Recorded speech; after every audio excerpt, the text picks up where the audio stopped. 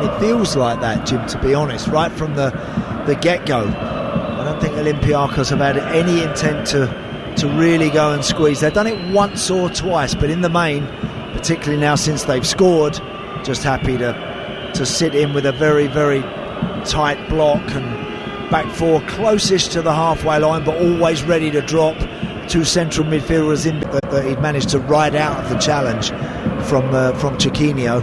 He turned out, and then I think he was happy, he just wanted to keep playing. As it was, the referee stopped play because Chiquinho got a little hand in the face. A free kick has gone Villa's way, and now taken with Cash going back inside the Villa half.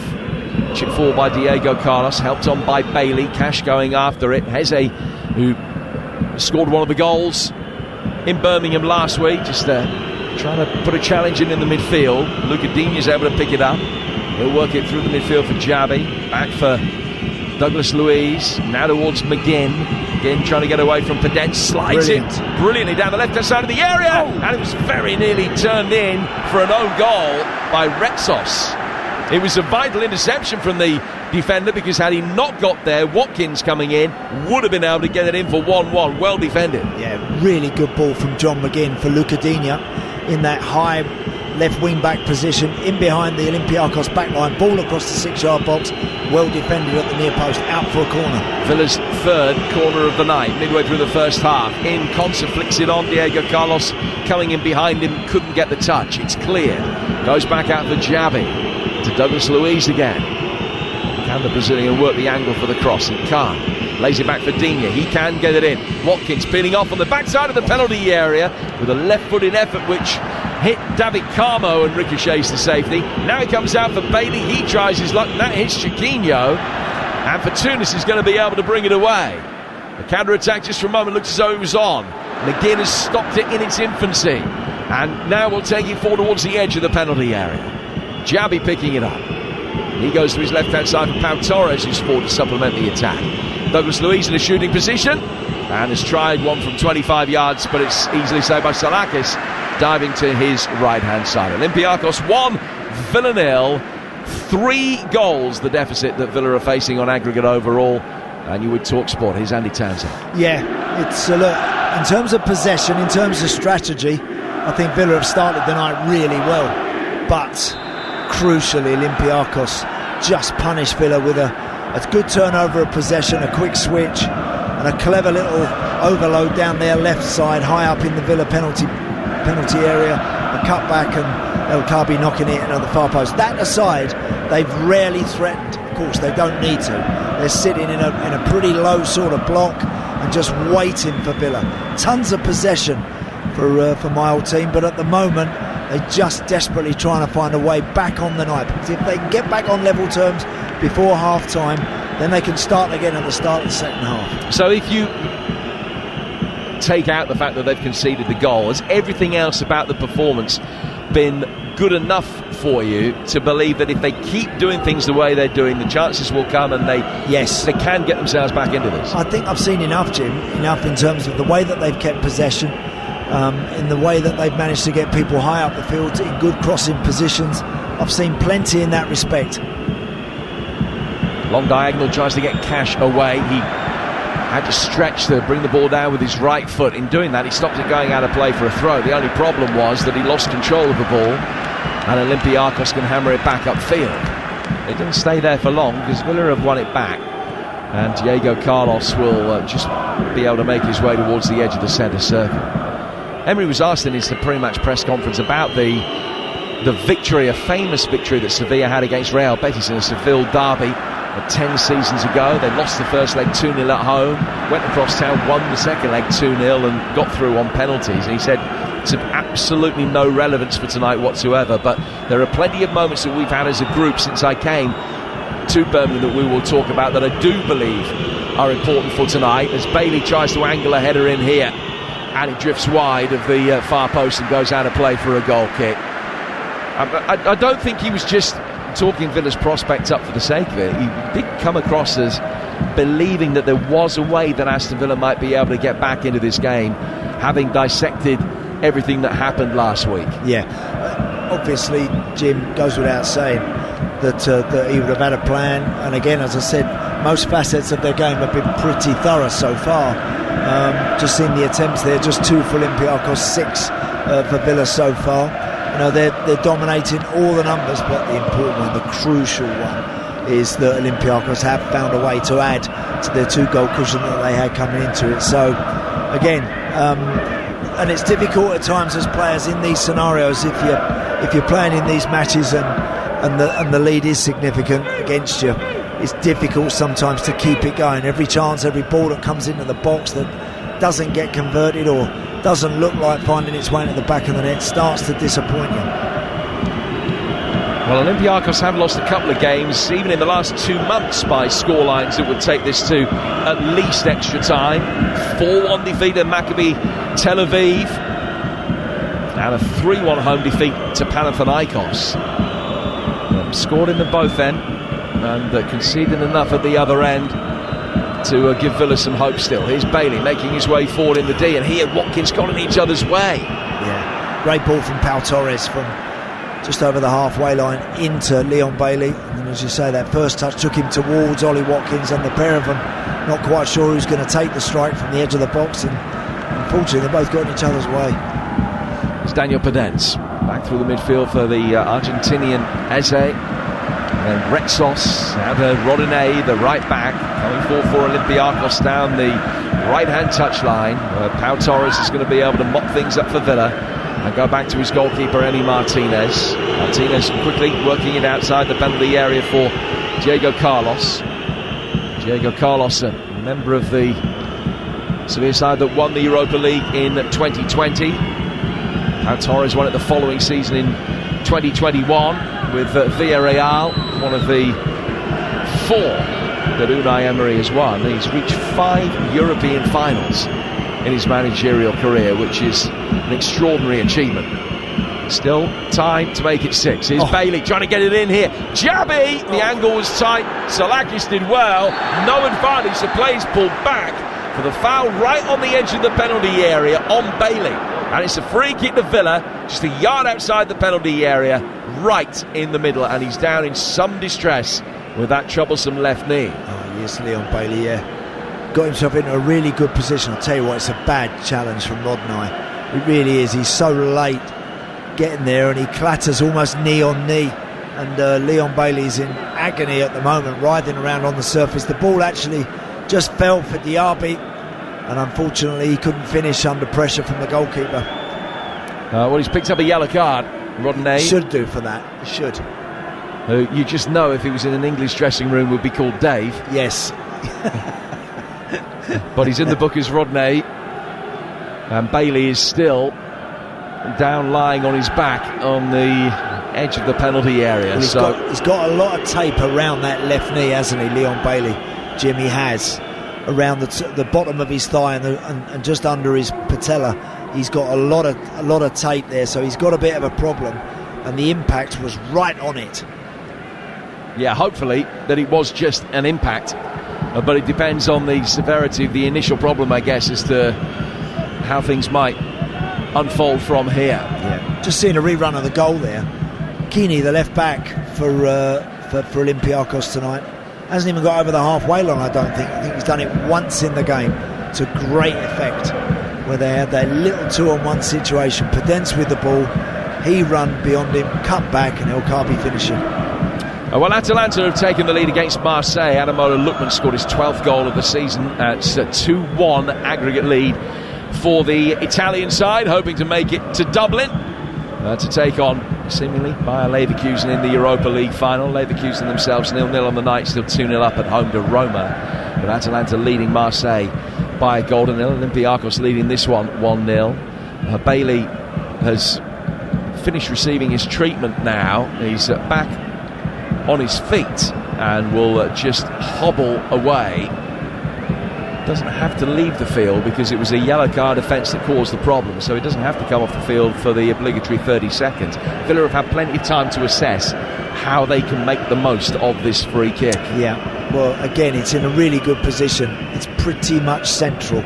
Just seeing the referee there putting the white chalk line down couple of yards behind the penalty spot for the Olympiacos players to retreat to. So yeah, it's actually in the D, on the edge of the box, this, just about a yard or two off centre.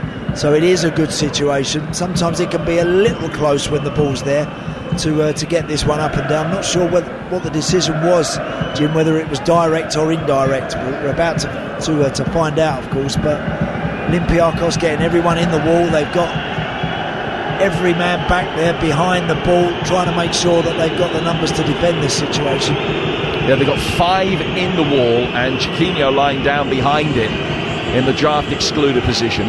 Douglas Luiz, Digne, McGinn and Watkins, the Brains Trust, who are standing over the ball, just assessing exactly the best way to try and take full advantage of this. And if Villa could get one back now, leave themselves the task of needing 2 for an hour, you just never know. I don't know that, you just made the point to me, Andy, that I don't know that Leon Bailey's going to be able to continue here. No, he's limping really badly. He's walking away. He's not involved in this free kick at all. We've got Luca Digne, Douglas Luiz, John McGinn all around the ball, Ollie Watkins. They're just trying to make sure that the Olympiacos players are staying 10 yards away from it. There's 1 or 2 that don't look like they are. Villa have got a 3-man wall as close to the Olympiacos 5 as is allowed. It could be Digne with his left, it could be Douglas Luiz with his right. Villa need to make something happen with it. Douglas Luiz just chips it over the bar. As I mentioned, it's too close. What they should have done there is move it a yard, move it to one side, and then you can eliminate the wall anyway.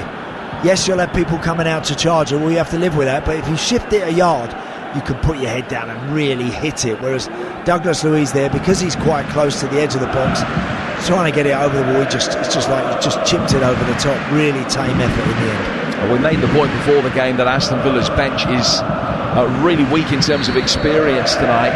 Longley and Robin Olsen, the only players on the bench for Villa this evening who could name 13 subs, but they've only named 10.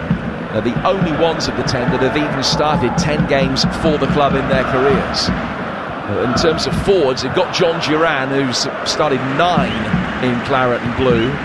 Now they've also got Amari Kellyman, who made his Premier League debut for the last 15 minutes at Manchester City. He's a forward of the youngsters that could come on, but you would imagine be Duran or Kellyman, unless they switch things around completely to accommodate any problem for Leon Bailey. But it feels as though Villa have a passenger at the moment.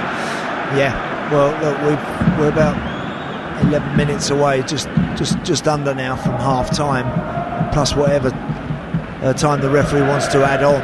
So obviously Leon Bailey would be great if they can just get him into half time, because he is such a key player.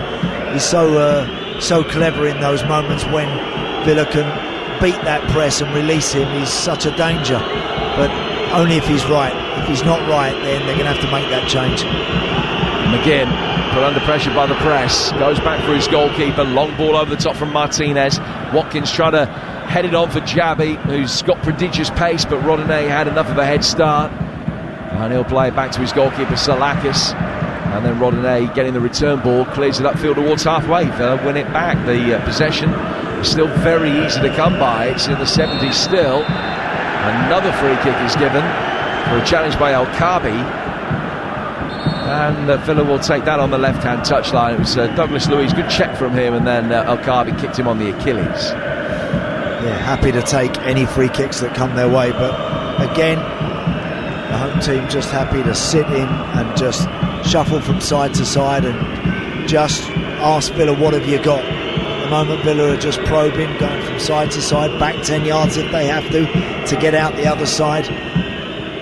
It's just about being patient and waiting for that moment to find that really dangerous delivery.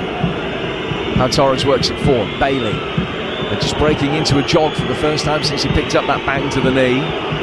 Good movement from him. Konsa back in towards Bailey again. Bailey just tried to cushion a little through ball towards Watkins, but it ran past him and goes into the hands of Salakis. Yeah, when Villa try to thread things through the middle, Jim, it's ever so congested in there. It's really tight. Another chance for a counter here, because it's not tight at the other end, with Villa keeping their high line, and so Pedence has got plenty of room with which to work, and he sets up for Tunis. who struck it really sweetly with a right-footed effort. But diving to his left, Martinez can make a comfortable save. Yeah, nice play again from Daniel Podence. Just that ball was clear. John McGinn just failed to control it. Went back to a red shirt Iborra in the middle of the park, switched it out left to Podence. His ball across to the edge of the box, found Fortunis. The shot was decent, but good save from Martinez. Bailey picking up possession, turning in the midfield, finding Cash.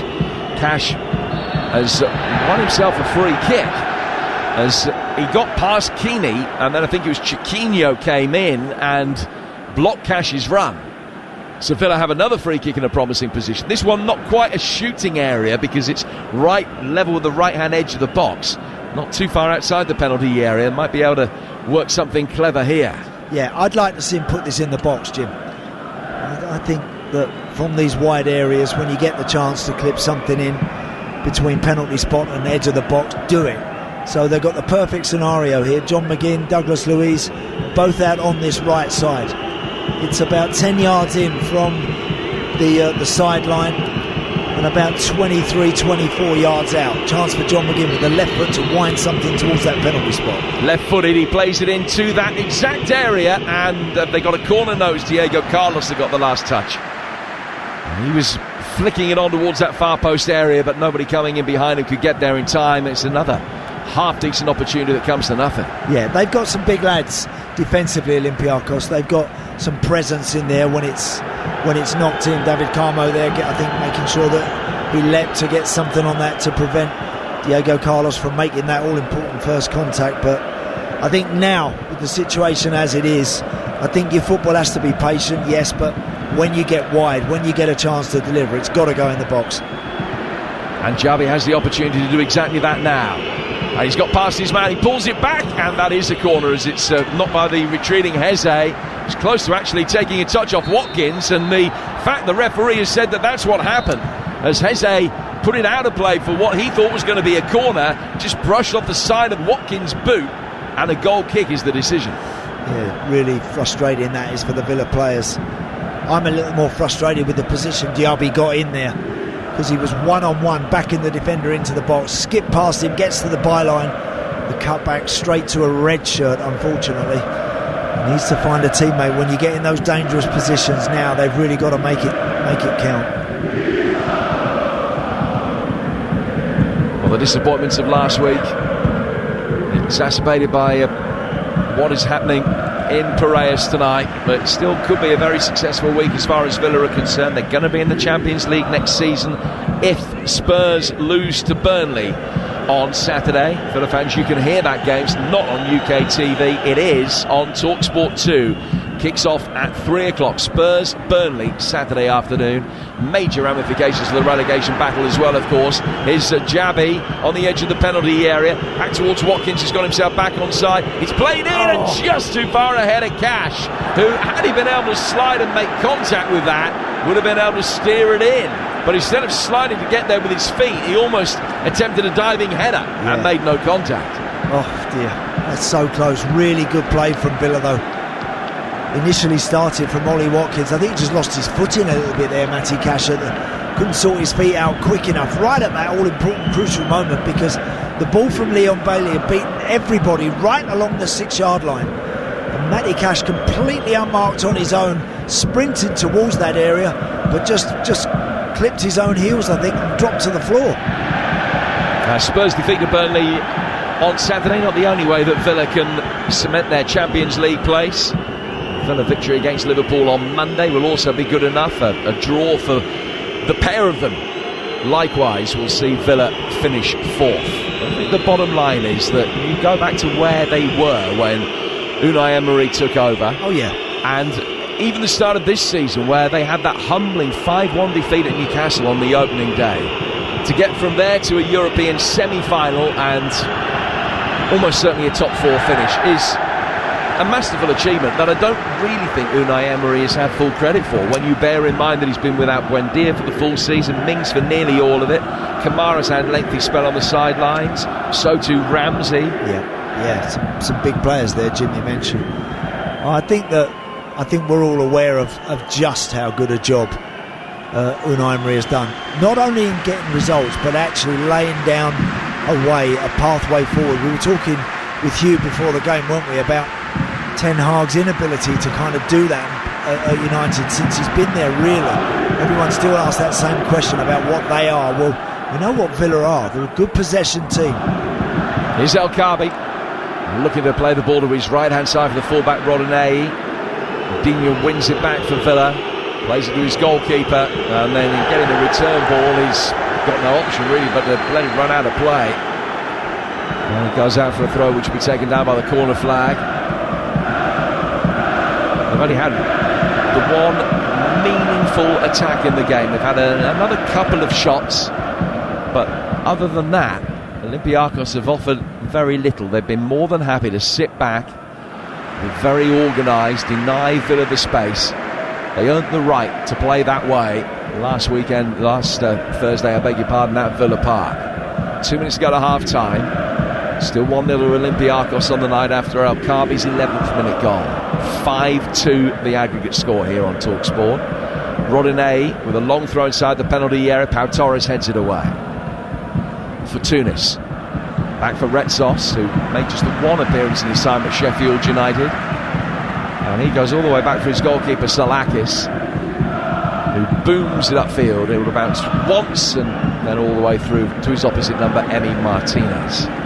Village is struggling for a little bit of inspiration there. Certainly been willing, but the spark's not been there. Yeah, what's not happened is they haven't created that real outstanding chance. A lot of good football, a lot of good possession. Diaby, I think, needs to improve with end product. Leon Bailey hopefully is going to be okay to continue. Ollie Watkins hasn't had that chance dropped to him yet in the box. He's provided a couple of situations for one or two others. Penence's offside. Villa thought they had a throw. They have instead got a free kick. Coming into this on the back of 2 defeats in a row after only losing 7 of the previous 34 games. I think the European experience will certainly stand them in good stead for whichever European competition they end up in next year, and I'm happy to nail McCullers to the mast to say I believe it will be the Champions League. I think that they will be able to get there. You know, a couple of Villa fans I was speaking to earlier today feel that the script is written that Villa have hit the proverbial wall, that they might just miss out and finish behind Tottenham on goal difference. Ball goes out to the left-hand side for Digne. Bailey nodding it back to him. Digne bringing it on, scooping it inside the penalty area, and again, just too far ahead of Cash. Just that out it goes out of play for a goal kick. Yeah, just that final delivery there. Great football again from Villa. Good numbers in the box. Luca Digne trying to switch it from left to right, one wing back to another to Matty Cash, and just overhits it and it skips out for a goal kick. I don't think Unai Emery's going to be critical of his players at half-time. I think he's just going to say, you've got to keep going, and if we get one, I think we can get another one, and then if you get that second, then anything can happen. But they've not done a lot wrong. They've just got caught on a turnover, really. Olympiacos punished them, and punished them very well, I must say. But really, everything other than that has all been from Aston Villa. We're into 4 minutes of added time at the end of the first half. Carby goes to ground. He was offside anyway, and he's just rubbing his knee. He's going to be okay. He should be fit enough to continue. Villa starting the night needing to win by 2 goals away from home to get through to extra time. Same situation for Roma away to Bayer Leverkusen. They've taken the lead. Leandro Paredes has scored that goal from the penalty spot just a couple of minutes before half-time. In 45 minutes of ill discipline, there have been 5 players booked in the first half of that. Remember, Leverkusen unbeaten in all competitions all season. They've won 9 out of 10. Am I remembering it right from earlier that we were told they were 100 to 1 on to qualify for the final? Well, they find themselves a goal down on the night, still 2-1 up on aggregate, but they're so desperate to get through this season with an invincible record in all competitions, which would be simply extraordinary. Yeah, breathtaking effort that would be, but they've got their hands full now tonight, certainly, so they've got to manage that situation first. They came back from a worse position much later, earlier in the European run against Karabakh. They'll still be confident of being able to get a positive result there tonight. They've scored a couple of very late stoppage time goals to keep the unbeaten run going in recent weeks. Here's Cash trying to get it forward for Villa, but with a great degree of confidence maybe. Heze and then Pedence will be able to clear it and knock it upfield. But back it comes from Villa again. Yeah, I just think there Matty Cash had a chance to put it in the box. You know, he's playing a bit further forward, not natural for him. Usually he's coming on to things. He's played enough times as a kind of right midfielder this season, but it's not what he's best at. He likes to gallop beyond someone and then get put in and get stretched to the byline. Douglas Luiz trying to slide the ball forward, missed Watkins. It's cleared. Bailey, who looks okay actually the last 4 or 5 minutes, gets it forward towards Watkins.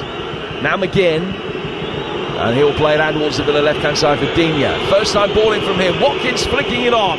A defensive header from David Carmo steered it away. But Jabi's going to be able to pick it up on the right-hand touchline. He plays it back for Ezri Konsa.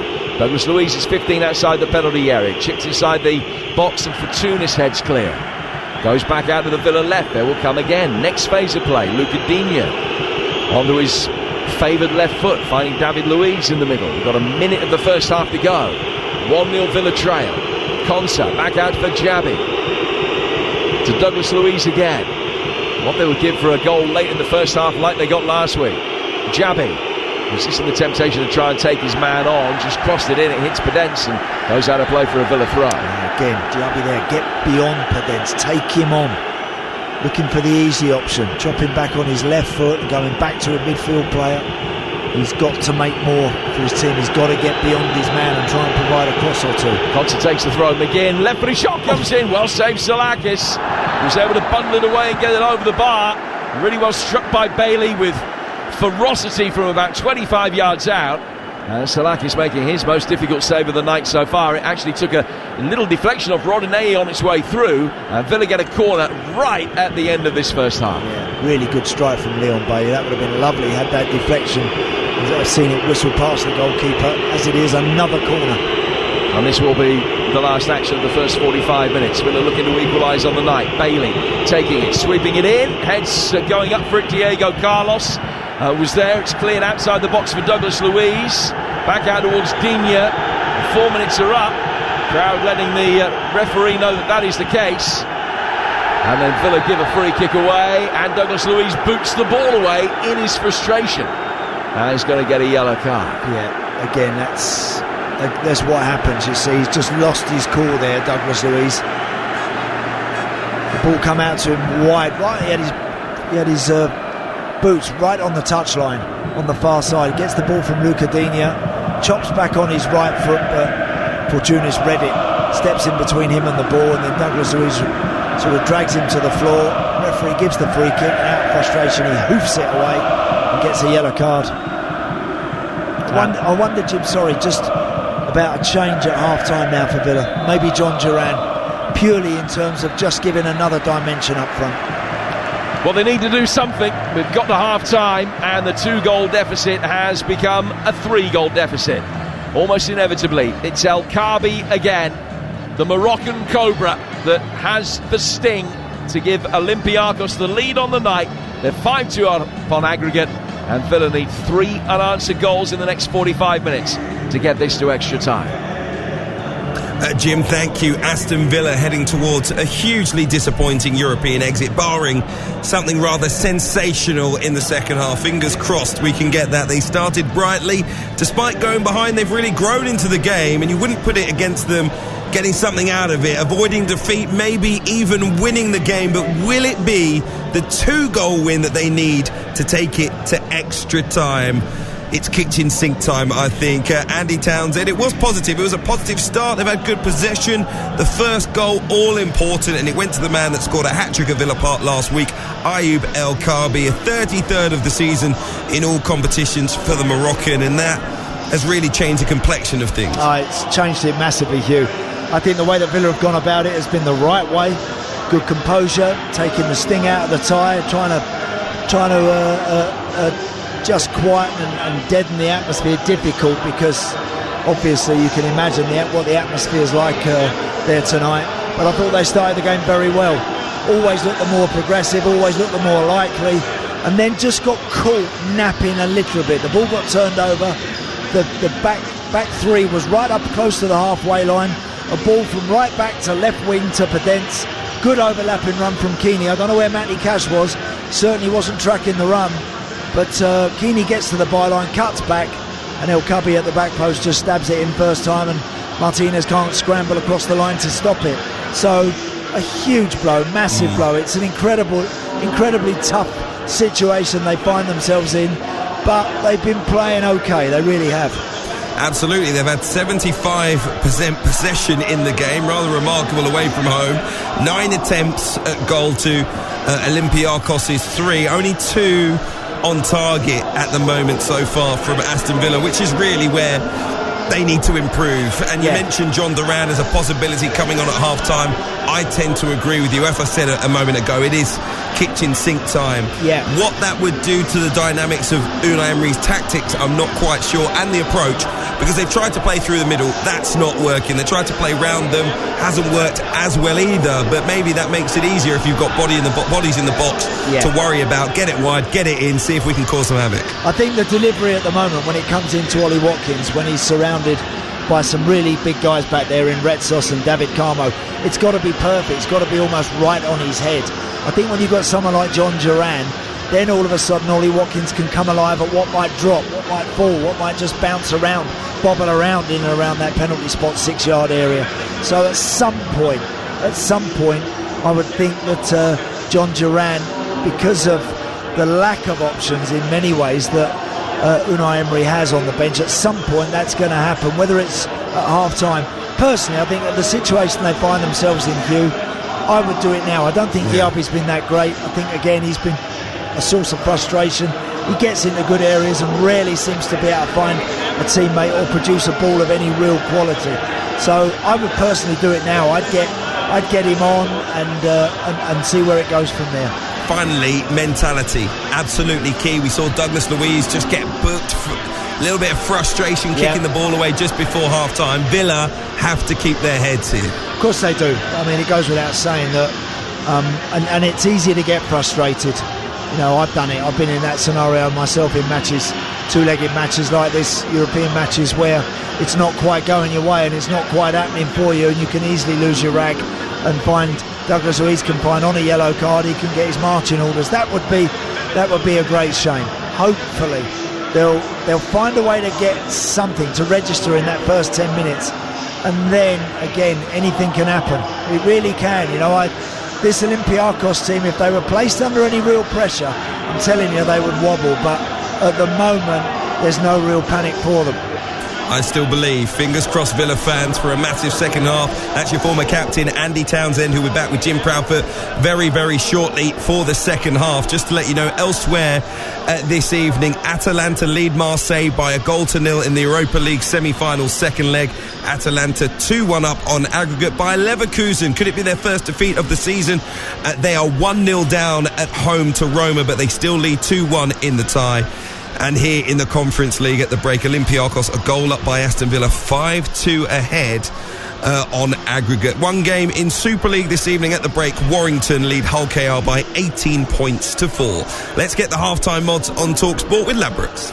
Odds update on TalkSport with Ladbrokes. We play together. Terms and conditions apply. 18 plus. BeGambleAware.org. So in our game where Olympiacos lead by a goal, for them to go on to win is 8-13 with Ladbrokes. The draw now 12-5. Very possible. And even an Aston Villa win could happen. They are 4-1. Those are the latest odds with Ladbrokes. 18 plus. BeGambleAware.org.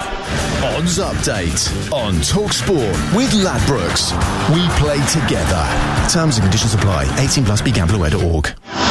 Well, Aston Villa have been diligent in their task so far, but they haven't really been dynamic enough, and they need something special. Ayoub El Kabi putting another dagger in the hearts of the Villa fans. As it stands, Olympiacos are on their way to their first ever European final. They lead 1-0 on the night. On aggregate, it's a whopping 5-2 lead, but don't go away, because we could get something very special here tonight. Kick-off on TalkSport with Ladbrokes. We play together. Terms and conditions apply. 18 plus. BeGambleAware.org. Kick-off on TalkSport with Ladbrokes. We play together. Terms and conditions apply. 18 plus. BeGambleAware.org. Switch to EE's ultra-reliable full-fibre broadband for only $29.99 a month and pay absolutely nothing up front. What? Nothing? Not a thing. Plus, it stays fast even at peak times. And it's powered by BT. Bingo! All on the UK's most reliable broadband technology. That's epic. No wonder broadband switchers choose EE. Hurry, offer ends 16th of May. New customers 24 months, 43.7% UK availability. Terms apply. Price increases on 31st of March each year by £3 a month. Get the KFC 20 Hot Wings bucket for just $7.99. You heard right, that's just 40p per wing. A serious sized bucket for a seriously small price. The 20 Hot Wings bucket deal for just $7.99. Do the deal until the 9th of June, only at KFC. Available until the 9th of June 2024, subject to availability. Participating restaurants only. See website for full T's and C's. Don't know where to start your next paint project? At Wix. Find all the inspiration and help you'll need. Plus, Dulux Standard 2.5 litre coloured emulsion was £21, now $15. Terms apply. So you're Betty, the famous talking parrot? Yes, mate. Check out TalkSport Bet Broadcast Boost. This Saturday, Fulham versus Manchester City. Manchester City to win both halves and Erling Haaland to score 2 or more goals. Current price 19-5. Broadcast boosting price 9-2. Amazing. I can see why you're called Betty. You bet. For this and other unrepeatable odds, visit TalkSportBet.com. Cheeky beaky broadcaster. Bring it on, bookie. Terms and conditions apply. 18 plus. BeGambleAware.org. Let me just throw this idea at you. You may have paid too much tax. If you've spent money on tools, travel or food for work, Rift can help work out what you're owed and get a refund bouncing back to you. In fact, on average, Rift get their customers $3,000 back. Not bad, eh? Let's get the ball rolling. Search Rift Tax Refunds. I'm like a rubber ball, like I'm bouncing. Come on, search Rift Tax Refunds today. Meet Sasha, a woman with impeccable style. But even the most fashionable amongst us can face fashion frustration. So many clothes, but nothing to wear. By selling something on eBay, there's still hope for Sasha. Nice. Sell the clothes you don't wear to buy the ones you will. Birthday fit sorted. It's now free to sell your pre-owned clothes on eBay, so you'll never have nothing to wear again. Conditions apply. And you join us here for the call all kinds of fans chase. And they're off. And it's Top Hat and Tails taking an early lead, followed by the bloke who's really done his homework. And here comes the ladies in enormous hats. Magnificent. But it's the guy who's not sure which jockey's colours are his, who's out in front. And yes, he's won. His mates are telling him now he doesn't believe them. Classic. Whatever kind of racing fan you are, don't miss the Coral Daily Download every Saturday and Sunday morning on TalkSport with Coral. We're here for it. 18 plus. BeGambleAware.org. Europa Conference League live on TalkSport with Village Hotels. With 33 locations across the UK, Village Hotels have everything under one roof for a great breakaway. On 1089 and 1053 medium wave, online, on your mobile and on your smart speaker. TalkSport. Acrobatically throws himself at it and blocks it. Comes back for Bedens on the left hand side, worked in by Kinney and stabbed it at the far post by Algarve. A hat-trick in Birmingham, and he breaks the deadlock 10 minutes in tonight with a tap-in. And that, I'm afraid, might be that for Aston Villa. Well, the mountain to climb for Aston Villa tonight out in Greece has got even bigger, because at the break they trail Olympiacos by 1-0. They are 5-2 down on aggregate, but if they can find 3 goals in the second half and keep a clean sheet in the next 45 minutes, they will take the game to extra time. So it will require something pretty special, but stranger things have happened. Stay with us here on Kickoff on TalkSport with Ladbrokes. We play together. Terms and conditions apply. It's 18 plus. BeGambleAware.org. And remember, we have a host of live football coming for you over the next few weeks, but certainly this weekend as well.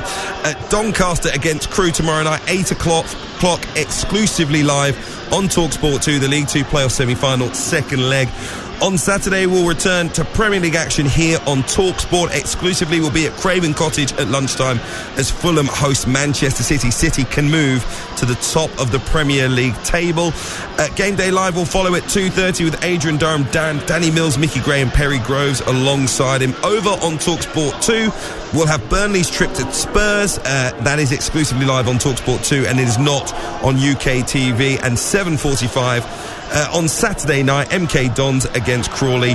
That is also a League 2 playoff semi-final, second leg. Plenty of big games on Sunday, exclusively live here on TalkSport. We will have both of the first legs from the Championship playoffs. Norwich taking on Leeds United is a midday kickoff to see if Daniel Farke's side can get back to form and get a very important victory before they head to Ellen Road to keep themselves on track for a place in the Premier League, or will the disappointment of finishing third be the curse for them as it has been for so many teams? And by the way, they hate the playoffs, Leeds United, so we'll see if it's a very different campaign this time around. At 2:15, West Brom take on Southampton here on TalkSport. And at 2:30 on TalkSport 2, we will have the Women's FA Cup final between Tottenham Hotspur and Manchester United. So a very big day on Sunday across the TalkSport network. Let's look ahead to the second half and head back to speak to the former Aston Villa captain, Andy Townsend. I know you mentioned you would want to play John Duran and make that change right at half-time.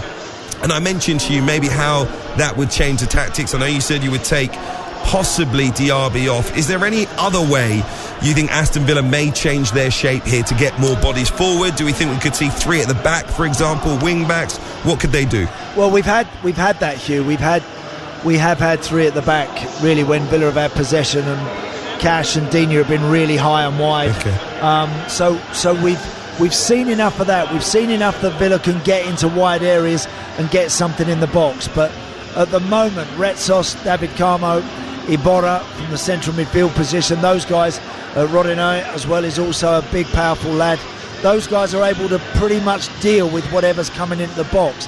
I think they need something a little more significant in there. Now, look, Villa are at that point now where it's all or nothing to me, and I think if it was still 2, I could understand perhaps Unai Emery thinking, I'll just see what's going to go on for 10 or 15 minutes.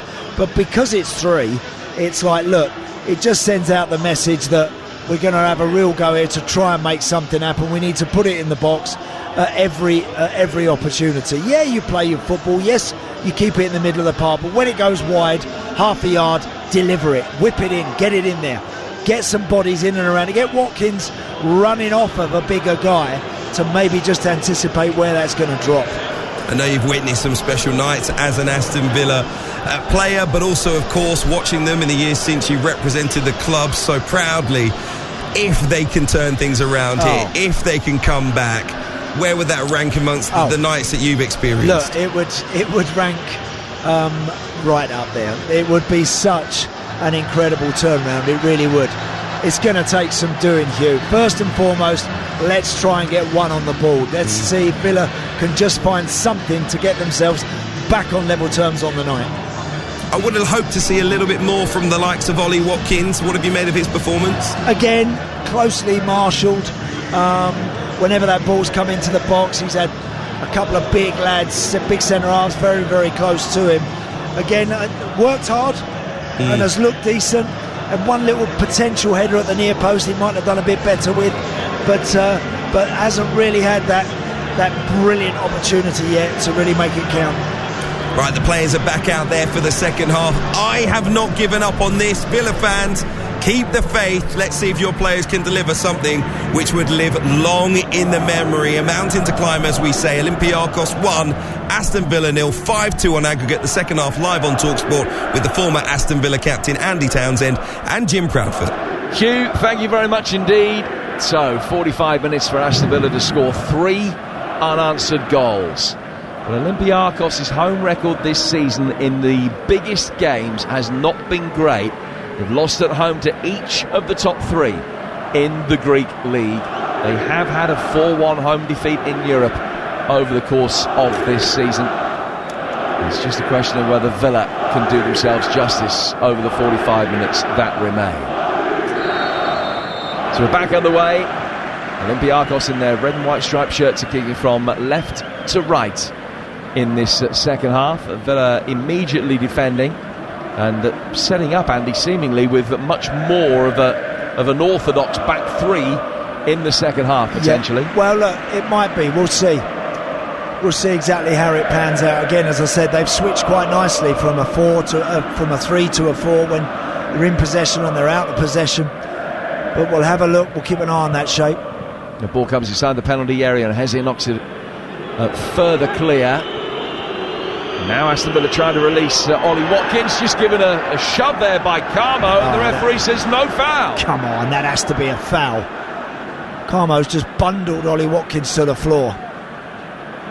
It's a typical Ollie Watkins run, actually, down into the channel, where he was favourite actually to get there first. And Carmo like leans into him really heavily, and I think that's a free kick, and he didn't get it. Well, that was much more than just going shoulder to shoulder. Now Olympiacos working a long ball over the top of this high Villa back line. El Kaabi has scored 4 goals in the tie. It's his 14 he scored in Europe this season. Laying it back for Iborra as Atalanta go 2 up at home to Marseille on the night, 3-1 up on aggregate with Jerry with the latest of them. So as things stand right now, it will be an Atalanta against Bayer Leverkusen final. It's also in the Conference League. It's going to be Fiorentina against Olympiacos final. As things stand right now, Villa have got 43 minutes to do something about that, with Martinez having the ball at his feet inside the penalty area now. Takes it towards the penalty spot, stops, checks, goes back out towards the right-hand side, and now they play for McGinn. Yeah, and they're able to pick their passes at the back. There's no threat, no pressure, no squeeze at all from Olympiacos. They're hoping to just squeeze as the ball goes further forward like that, like they just did there. But again, this time it's Leon Bailey once again on the receiving end of a challenge that was a little bit too heavy. There was Iborra that came in from the left-hand side. It might actually have been Retsos that caught him from behind. But the free kick has gone Villa's way. No changes made by either side ahead of the second half. I'll run through the 2 lineups for you in a moment. Villa then with this free kick, which John McGinn stands over. Douglas Luiz is there as well. It's McGinn just clipping it inside the penalty area, and the bounce too hot for Cash, who came to meet it, and it bounced straight over his head, almost vertically right back up in the air once it had landed, and he goes out of play for a goal kick. Villa lining up Martinez in goal. It's Cash, Konsa, Diego Carlos, Torres and Digne, and Bailey, McGinn, Douglas Luiz and Jabi with Watkins up top. Olympiacos, Salakis in goal, Ronay, Retsos, David Carmo and Kinney, Heze and Iborra, Fortounis, Chiquinho, Pedence and El Kaabi. Olympiacos defending so narrow as a back 4, but the Villa just haven't been able to make the most of any width whatsoever. Jabi to Cash, who will try and do so now. Taking on Kinney, who's just stood in his way. Cash goes to ground, looking imploringly at the referee. If he didn't give the Watkins one, he isn't going to give. No, again, that time Cash just walking it up to Kinney, just allowed himself to get a little too close, a little too tight. As I mentioned earlier, Cash usually galloping on the overlap and then being fed towards the byline to cross and to deliver. But he's playing as a kind of in that high right wing-back position, and he's getting the ball out to his feet, but yet to really get beyond the left-back and deliver anything significant. Got to try and do that. Aston Villa next in action on Monday night. They take on Liverpool. They might already have a top 4 finish secured by then. That Villa-Liverpool game live for you on TalkSport Monday night, and they'll have a top 4 finish secured if Spurs lose to Burnley. That's 3 o'clock Saturday. That one also live and exclusively on TalkSport 2. Villa bringing the ball forward. Jabi to Cash. Now back towards McGinn. Bailey on the edge of the penalty area. Ball in from him. Watkins with the header. Keeper had it covered. It's a foot over the bar. Good play. Good patient football. In the end, Leon Bailey just clips one up. Ollie Watkins just about a yard from off the penalty spot. Slap bang in the middle of the goal, but the ball is kind of coming at him from behind him. Really difficult. No real pace on that delivery from Leon Bailey. Really hard to make anything significant of that. Gets his head on it, but unfortunately it just sails over the bar. Very similar to what we saw at the start of the night. Villa on the front foot, asking the questions, but yet to find that real situation at the top of the field. Gardinia's just picked up a bang to the face that was inflicted by one of his teammates accidentally. And Olympiacos will be able to play the ball forward in behind him. He's back on his feet and recovered back in position, but Fortounis still has it for Olympiacos. 5.5 minutes gone in the second half. Fortounis with a left-footed effort. Martinez can make a comfortable save, diving to his left. Clock ticking down pretty quickly though. 40 minutes now for Villa to score the 3 goals that will take this to extra time. Yeah, Fortounis there cutting in off the right side along the 18-yard line on his left foot. Doesn't really hit it. Comfortable save for Emi Martinez, but those raids, those little chances and situations for the home team, very few and far between. Listen, things happen. Even this week, Tuesday night was at Bolton for a thrilling League One playoff semi-final, and Barnsley started the second half in the same position that Villa are in now. 3 down on aggregate, seemingly down and out. Looked as though the last 45 minutes was just going to be a Bolton celebration. Barnsley got 2 back and left themselves with 15 minutes to score the third, which in the end ultimately wasn't forthcoming. But Villa aren't out of this yet. Clearly they need the first of the 3 to come relatively quickly. Yeah. Martinez getting it out towards Pau Torres. Too far outside the penalty area. We've got all of the playoffs coming up for you on the TalkSport network over the course of the next week or so. We already know what the League One final is going to be, and that will be a week on Saturday as Oxford take on Bolton. League 2, the semi-final second leg tomorrow night as Doncaster protect a 2-0 lead in their match at home to Crewe. That one's live on TalkSport 2 tomorrow evening. The second leg of the MK Dons Crawley tie Saturday night on TalkSport 2 at 7:45. It was a game that was supposed to be taking place tonight, but got delayed to Saturday after the first leg was postponed. Here's Jabi, played forward by the Villa number 19, but he's lost it. And it's been won back by Olympiacos. Now good strong footing. Bailey can bring it away. Bailey playing it through the midfield for Watkins. A bit more space for McGinn. He's got Cash making a good run forward to his right-hand side. That's a cynical foul by Daniel Pedence.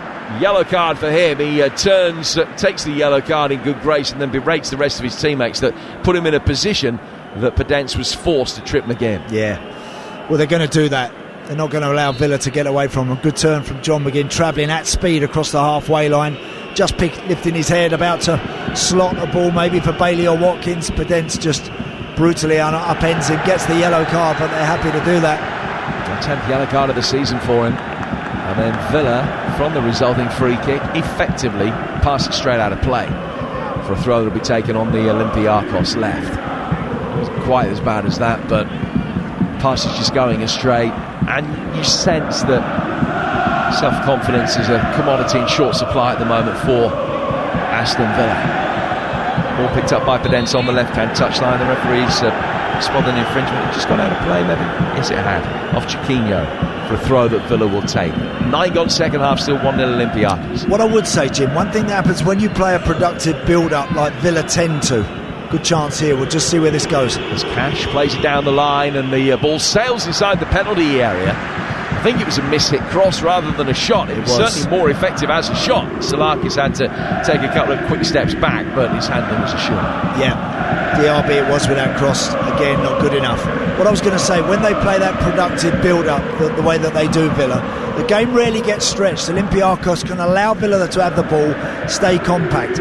Sometimes when you go back to front, you go a bit longer, then all of a sudden midfield players have got ground to catch up, and the game can become a little bit more open. There's a bit more room sometimes when Villa are prepared to go a little more direct. That's why I think the introduction of Duran might be a useful one for them, because it just enables you to go a bit longer. I know there's always the worry that you start giving the ball away and you start knocking it 50, 60 yards and it's all hit and miss stuff.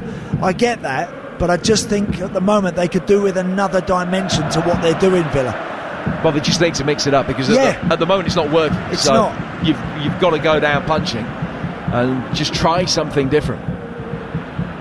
As they say about madness, it's just carrying on doing exactly the same thing and expecting a different result. Yeah. You know, they're working hard, they got most of the ball, they've been allowed, the guys at the back are under no pressure. Pau Torres, Diego Carlos, none of them. In fact, there's a mistake there from Esri Consta, throwing it to McGinn, and Pedence is busy as ever. Remember him in a Wolves shirt, exactly the same there as what we've seen from them tonight. 55 on the clock, 5-2 Olympiacos, the aggregate score.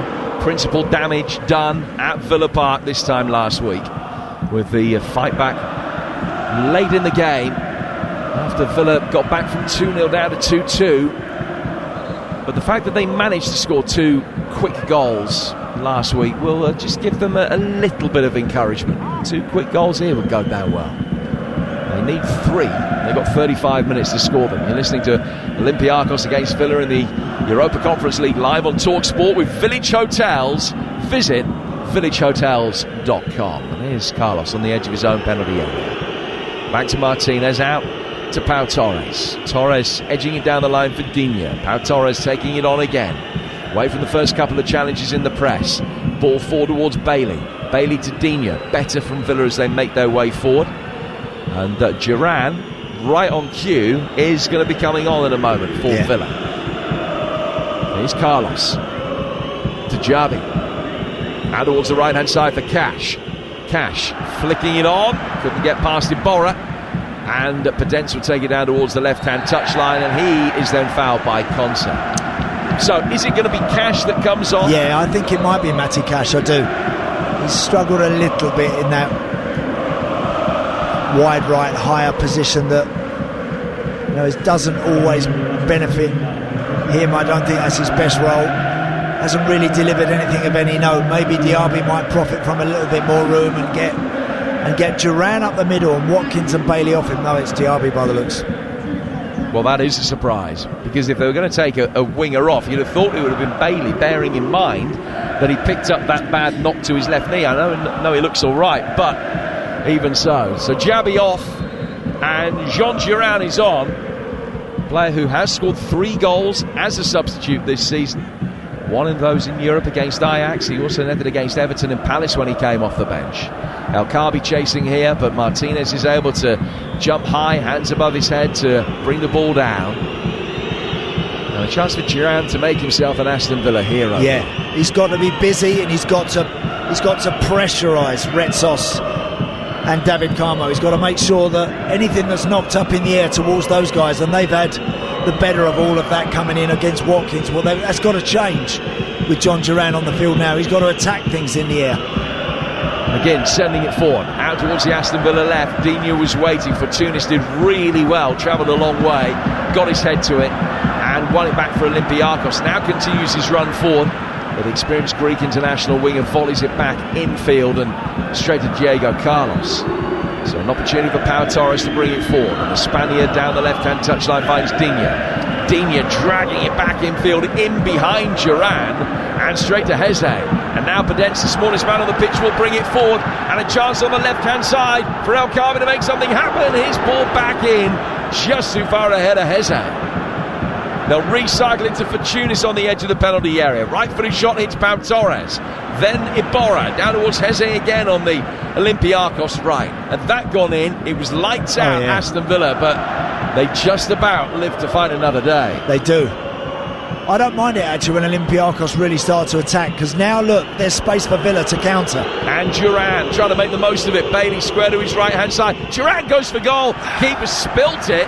But coming back, David Carmo is the quickest to react and heads it behind for a corner. Yeah, listen, only just come on the field, John Duran.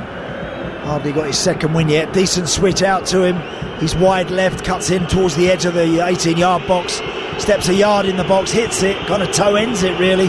Straight towards the goalkeeper, comfortably safe, but out for another corner.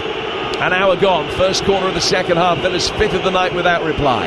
Douglas Luiz to take it from the left-hand side. They're right-footed in-swinger. Pau Torres is forward inside the 6-yard box, standing in front of the goalkeeper Salakis. Everybody else making runs in from deeper. Works short towards McGinn, changing the angle on the edge of the penalty area. Lays it back for Digne. Clipped in left-footed, poor delivery, easily headed away. Villa will be able to win the seconds, but they're back on halfway when they do so. Oh, McGinn stumbles, he's got away with it. He fell over, but just got back on his feet in time to stop Chiquinho having the opportunity to basically run unmarked from halfway to the edge of the penalty area. Yeah. Just a heart-in-mouth moment there for John McGinn, thankfully okay. Villa working it down towards the right side of the area for Cash. Another corner. Well blocked by Iborra, who then acts as the cheerleader, urging the crowd to find some volume. Better run from Cash. Another corner for Villa. But again, really good run from Cash. Excellent work. But having got there, he allows that cross to get blocked. Stand it up, clip it up, beat that first man. Provide that little bit of class and quality that's required now. Villa looking for an equaliser on the night. It's a starting point for their recovery. Konsa with the header. It's over the bar. Too much on it. Good ball in from Leon Bailey. Henry Konsa just in towards the near post area. 4 or 5 yards out. Good leap. Miles above everybody else. But he gets far too much on it and powers it high and miles over the top. Yeah, headed it up rather than heading it downwards. 13 attempts to 5 now for Aston Villa, but the bottom line is not too many of those 13 have really worked Salakis. No, they haven't, Jim, you're right. They haven't. You know, the goalkeeper actually, despite those 13 attempts, has been pretty comfortable. Olympiacos work it forward now. Don't get too far. Digne winning it back. What a ball over the top. Watkins taking it down. A goalkeeper came out and got himself stranded. David Carmo swept up in front of him, knocked it away from the goalkeeper. Clearance then from the left back only falls for Cash. Cash just telegraphed the ball forward down towards Bailey. And it was so easily read. Now Olympiacos are there on the counter-attack. El Kaabi getting it forward, attacking the edge of the penalty area, but faced up by Diego Carlos. It was a great ball from the back for Villa to find Watkins, but he just couldn't get there. It was really close. 6 inches in it. Very, very close. Olympiacos coming forward now down their right side. Rodney for Tunis. El Kaabi waiting. The defending just good enough. Offside flag up anyway. I think that's the 4th time he's been caught offside tonight. Yeah. Just had a little 2-on-1 down the right side. Decent ball coming in from Fortunas. El Kaabi's a yard offside, standing there. Didn't even try to get back onside. Well, Daniel Podence is going to be coming off here for Olympiacos. So that's their first change, and he's going to be replaced by Masouras, who's won 41 caps for Greece. He missed the first leg through suspension.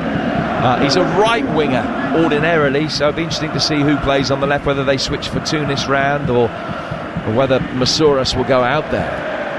Masouras has got 9 goals this season in 48 appearances and more than 50 in 250 games for Olympiacos.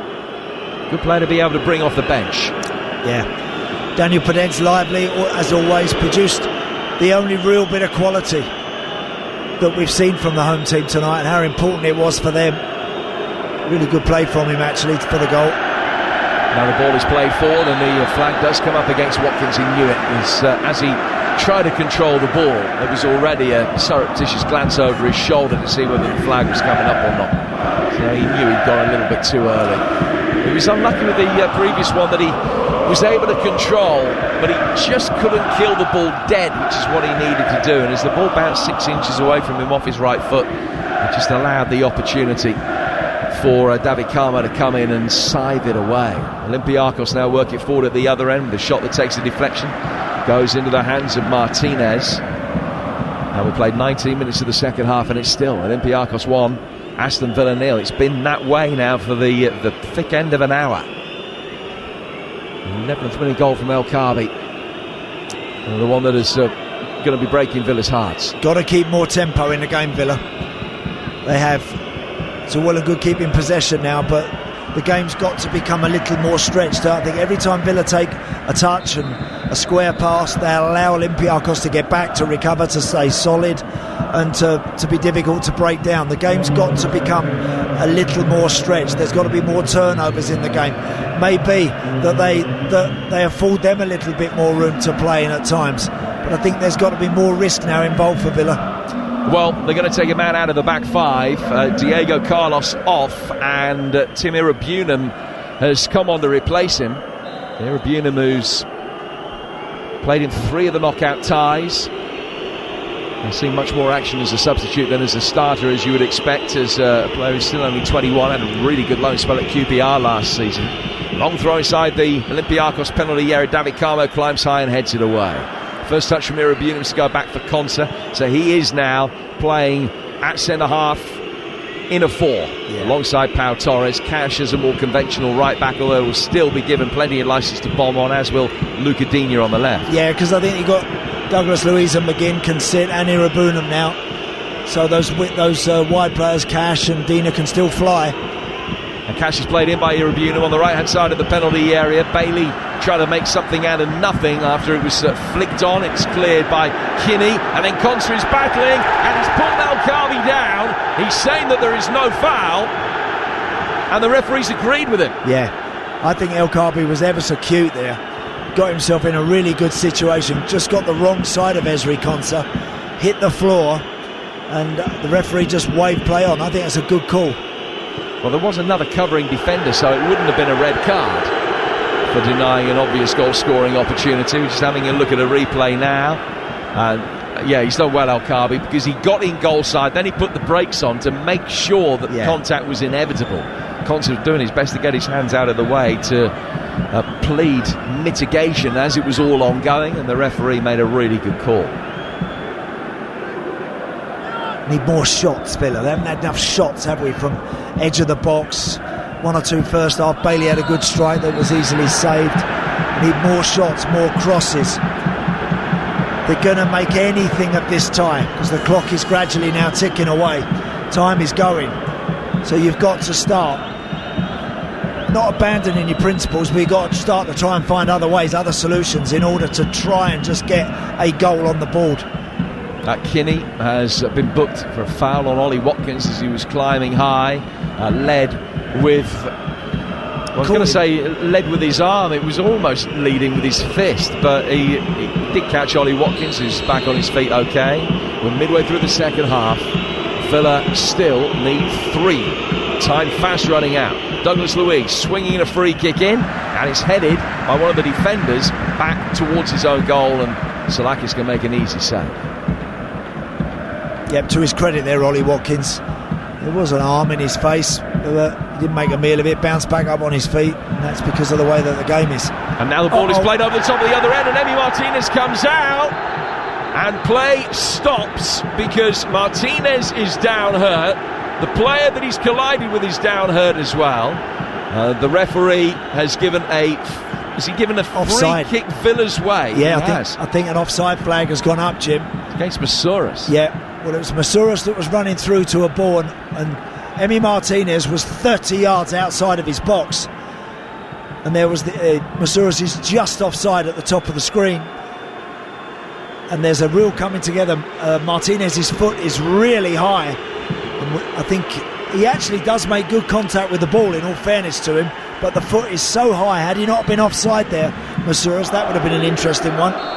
Well, Martinez, as you say, the first contact was with the ball. He was just able to side-foot it away, but then his foot on the follow-through had just caught the arm of Masouras, and it would have been a decision for the referee to make. Had play been allowed to continue, the referee decided there was no foul. Martinez was lying on the ground 30 yards out, and the ball was at the feet of Chiquinho. Anyway, the offside flag was up. It's all academic. 20 minutes to go. And here's Douglas Luiz in the heart of the midfield for Aston Villa. And another Olympiacos player has gone down off the ball. I think it might be Iborra. It's gone out of play for a throw. The referee is giving it Villa's way, I think. The assistant referee said that the last touch came off for Tunis. Meanwhile, Iborra is now sitting up, but feeling his ankle a little bit gingerly. Martinez comes across to help him up. 70 gone. Olympiacos 1, Villa 0 here on TalkSport. That's 5-2 to the Greeks on aggregate. Now get this: Bayer Leverkusen 0, Roma 2. Oh, incredible! 2-2 on aggregate, and Paredes has scored again. Has he indeed? So one in each half for Leandro Paredes. And Bayer Leverkusen, unbeaten in all competitions all season. They've gone. A 2-0 down. Sack him. Get rid. They're 2-0 down. Oh. Xabi Alonso's washed up. Amazing, isn't it? 18 minutes to go. But Roma 2-0 up there. Remember, they were 100-1 to qualify from that semi-final, having been 2-0 down going into it tonight.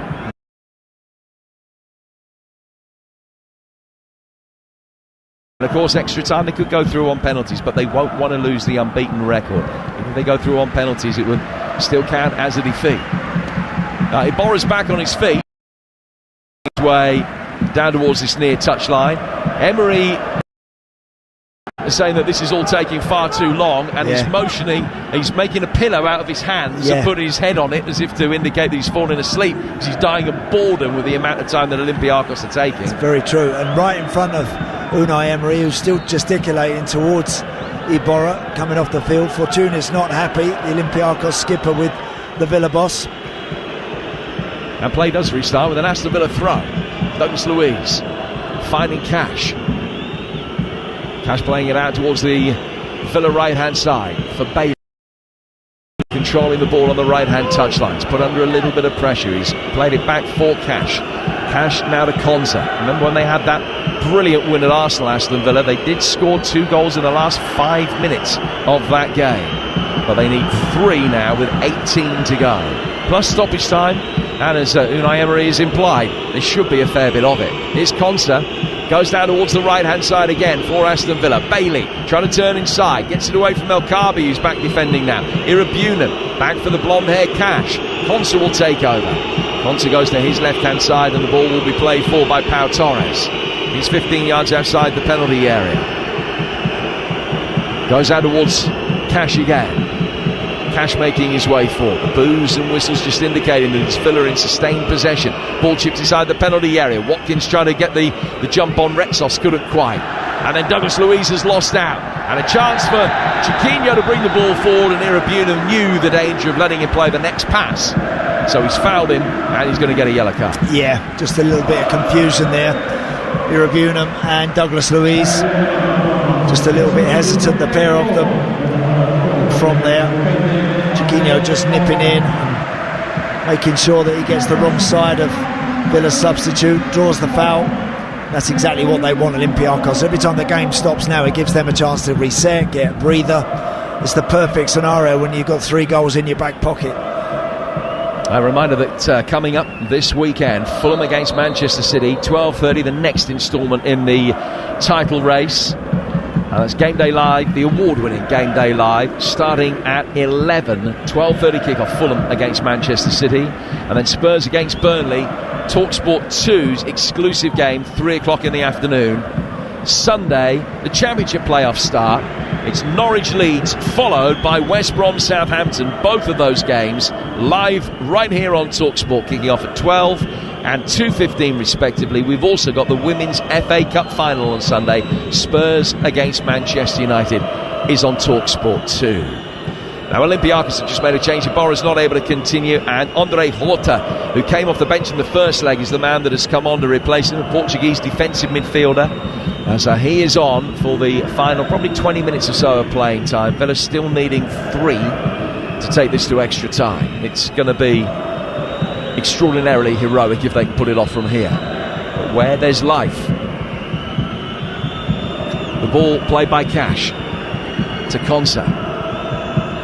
It goes out towards the right-hand side of the midfield. Back he goes for Konsa again. Villa's still struggling to really be dynamic enough, as if the lack of time is of little consequence for them. Certainly not panicking, you can give them that. Ball played forward. Cash will take it on the half volley. Heads it down. Can he pull it back? He can towards the near post. Smuggled away before it got to Watkins. And out of play for a corner. That was better. Brilliant run. Great run from Matt Cash, that. Excellent run. Really good switch from Konsa. Cash has got his head down, sprinted behind that Olympiacos line, which was held quite high. Got right to the byline, fired it back to Ollie Watkins, who was closely marked at the near post, And like everything pretty much for Villa tonight, it's just not falling for them, and it's out for another corner. Matty Cash doing well. That was a good ball in, well defended that time by Retsos. It was well defended, you're right, Jim. Just nipped in. Cash was with his head down on the hoardings in frustration, because he thought that might have been an assist and a way back into the game. It is another corner after another Olympiacos player needed treatment for injury. McGinn playing the ball back, left-footed ball swung in, but Bailey's cross just hit Matsouras and goes straight out of play for a throw. A throw which will be taken over on the Villa right-hand side by Cash. 15 to go. One back now will make it decidedly interesting. Ball thrown in towards the near post. Goalkeeper comes to the penalty spot, punches it off the head of Konsa.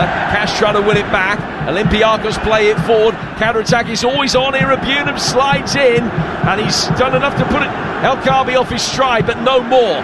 Villa struggling to regain their defensive shape, and in the end Douglas Luiz comes back, toe pokes it away and puts it out of play for a throw. There'll be an immediate inquest into how easy the potential was for that counter-attack. 14 to go, and the change is going to be made by Olympiacos, and it's going to be El Kaabi who will come off. Boy, has he done some damage over the two legs. He has, hasn't he? Yeah. Some of his goals obviously at Villa Park, very good. The finish tonight was everything that the team needed early on, when Villa had kind of established themselves in the game quite nicely in that opening 10-15 minutes. Sakini comes off and Apostolopoulos comes on. I was hoping he would. Yeah, I bet he was, Jim. I was delighted just to see him come on. He might not touch it much. The ball's come off McGinn. But that's perfect for Mendeley Barnell, the Olympiacos coach. He can just apply fresh legs wherever he feels he needs it. And you can hear the noise in the stadium now, the home fans starting to get in celebratory mood. So El Kaabi stayed on. It doesn't look as though they were going to make a double change. It ended up being a single. So only Kini off, and replaced by the 21-year-old Greek under-21 international left back, Apostolopoulos. Here's Digne across the halfway line. Pau Torres, play forward by him, out towards McGinn to Digne. Bailey's in the middle, so too Duran, but the keeper's there as well, and it was straight down his throat. Yeah. Since John Duran has come on, he's dropping short. He doesn't really know where to run, and that's, again, as I said, because Villa don't really seemingly have that plan B chance. Long ball over the top. El Kaabi's on it. El Kaabi scores, and that's that. Aston Villa's long wait for a European final, well, I was going to say it's come to an end. The flag has come up against El Kaabi pretty late, but the flag is up and it stays 1-0, and the replay shows it's the correct decision. Yeah, it is the correct decision. Pau Torres and Ezri Konsa a yard from the halfway line. El Kaabi, the ball with his goalkeeper at his feet, just peels off into a wide area. The ball thumps straight up the middle. That's what I'd like to see Villa do a bit more of. Just mix it up a little bit. It's being checked, this one, because it is quite a tight call. Well, El Kaabi thought he was on. Well, they'll be having a look just to make sure he didn't run from inside his own half. I don't think he did. No. I think he was already in Villa territory when the ball was played by the goalkeeper. Very difficult one for the assistant referee to check, because he's going by the sound, yes, or his the other assistant referee telling him when the ball is kicked. Yeah, it wasn't Pau Torres, it was Ezri Konsa, was the deepest Villa central defender. El Kaabi had pulled right out, almost just in front of the dugouts, right on the halfway line, just in the Villa half of the field.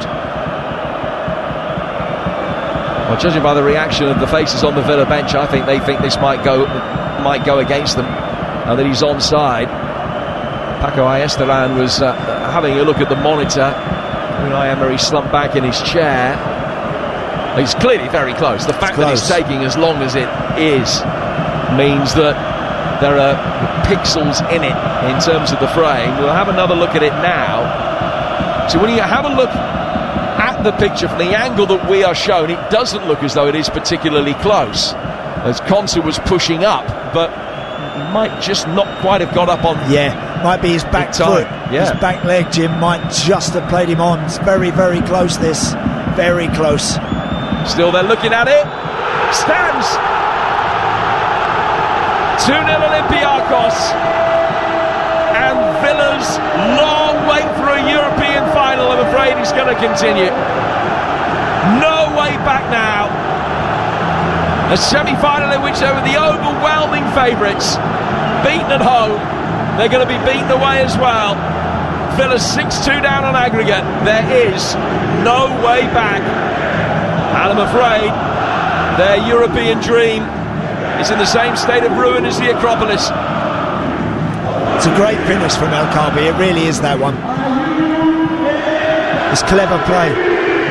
Goalkeeper just again sensing that Villa are squeezing and pressing, launches it from the edge of his own 18-yard box, and it's Ezri Konsa's back foot that appears to be just playing El Kaabi on, who's right over towards the technical area, and then sprints to a central position, touches it with his head and rattles it, rifles it past Emi Martinez into the back of the net. 3 goals in Birmingham, 2 in Piraeus. You can't give him a sniff of goal. He's a brilliant finisher. He's proved that on a consistent basis over the last week, over the last season. Up to 33 goals for the campaign now. Olympiacos 2, Villa 0, and it is all over, bar the shouting. The party has well and truly started. They won't have any flights to book, but the taxi companies are doing good business as we speak ahead of the final. It's a 10-mile journey northeast from Piraeus up to Athens, and they will be flooding up there in their numbers. Olympiacos 2, Villa 0. Now Leverkusen have won back. Leverkusen 1, Roma 2, so that's 3-2 on aggregate. That's enough for the Germans to go through, not to maintain their 48-match unbeaten record. It'll be 49 if they can find an equaliser tonight, but it will take them through, and it's a Mancini own goal that at the moment is the aggregate winner in that tie. Leverkusen 1, Roma 2, 3-2 to Leverkusen on aggregate. Here's John McGinn for the Villa, who are just now in the vicinity of trying to save a little bit of face. Yeah, I'm afraid it's all over for the Villa boys again.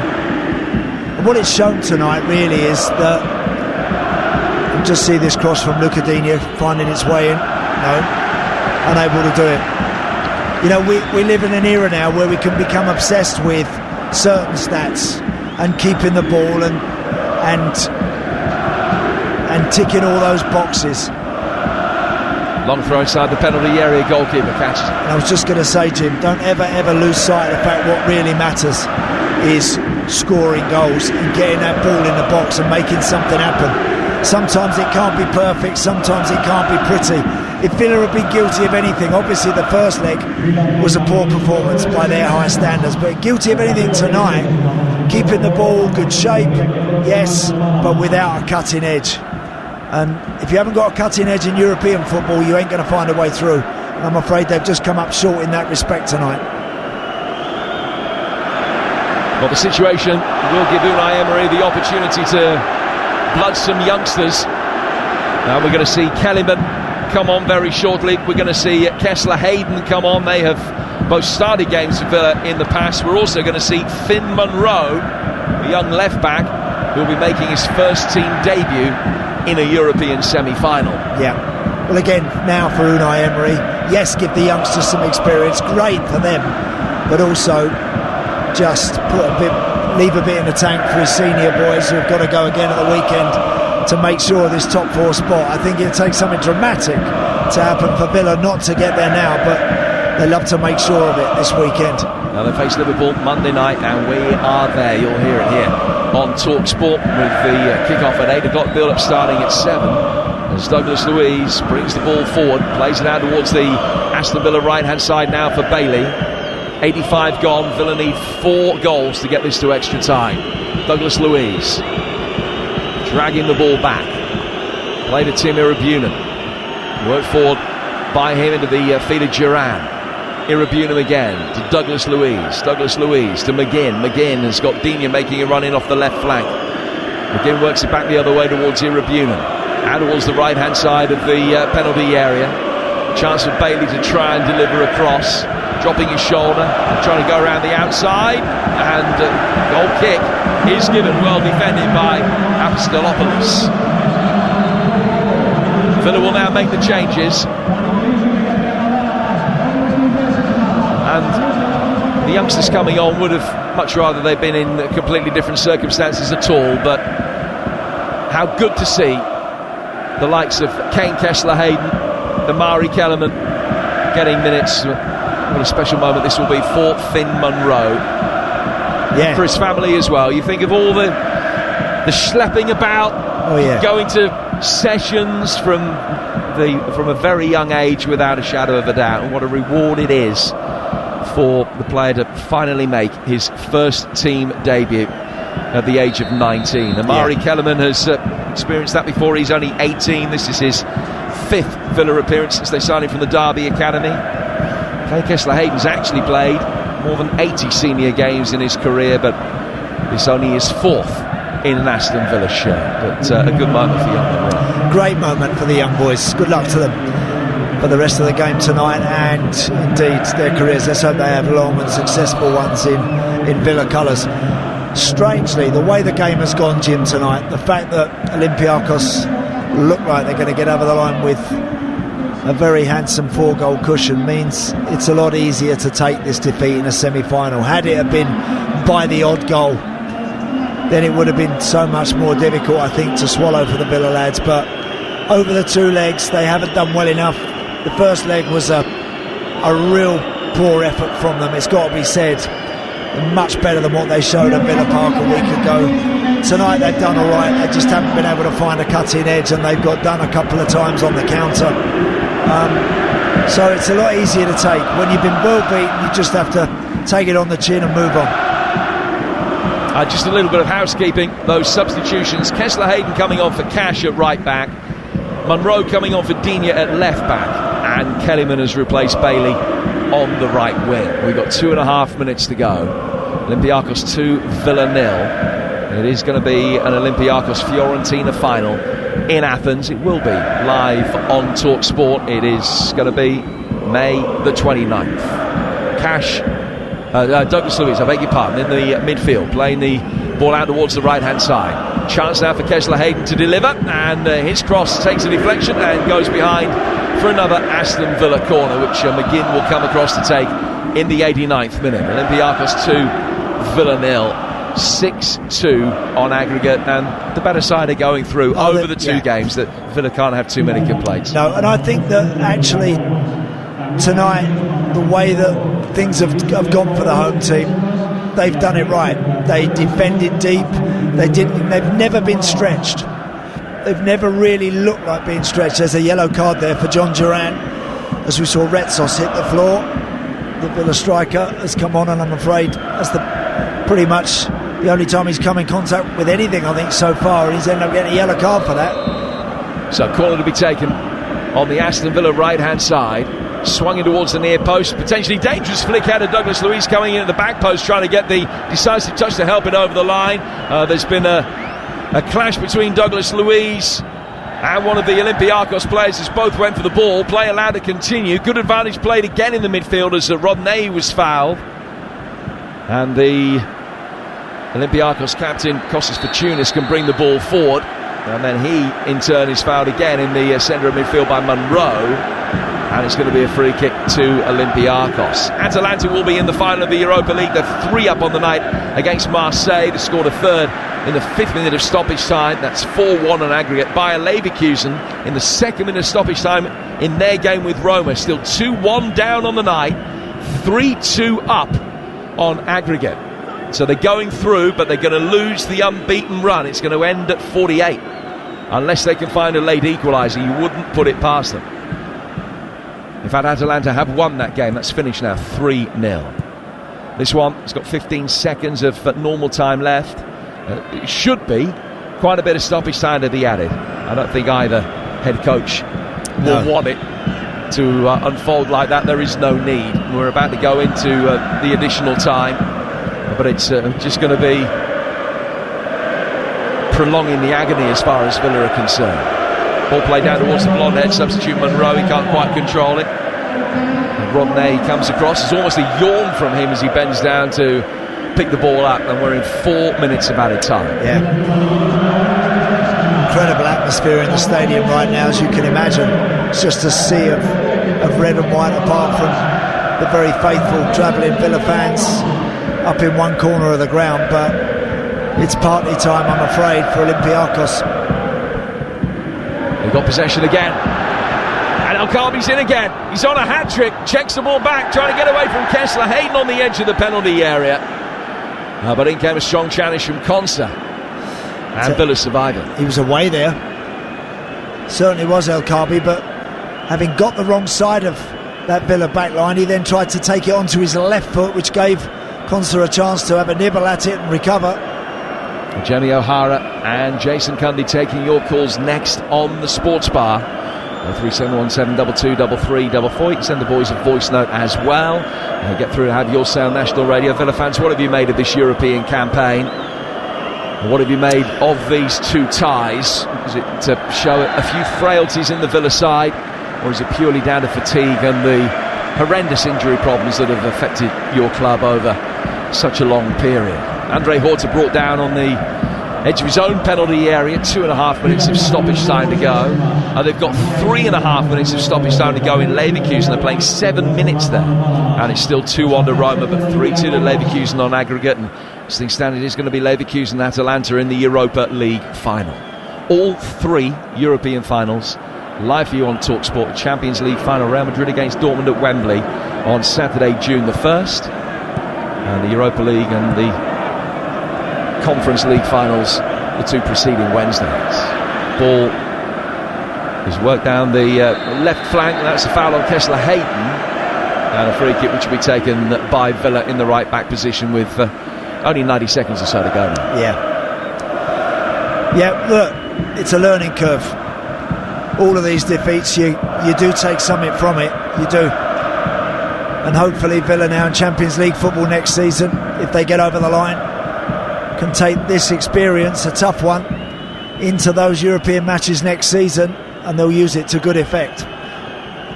Duran playing the ball forward for Villa. They try to knock it back to him, but the touch wasn't right from Kellerman. Monroe to his right hand side for Pau Torres, ball over the top, looping header from Watkins, well saved. That's been his best moment of the night, and it's come in the 93rd minute. It's a looping, diving header from Ollie Watkins, not dissimilar. Do you remember that Robin van Persie goal in the World Cup against Spain? It didn't quite mean it as truly as that, but he was about 20 yards out. And Salakis had to come and backpedal quickly to tip it over the bar. De Bruyne got one of them recently, Jim, as well, didn't he? Yeah. Same sort of thing. First heady goal of his career down at Brighton. That's right. Corner taken, swung inside the penalty area, headed away. Chiquinho getting it further clear.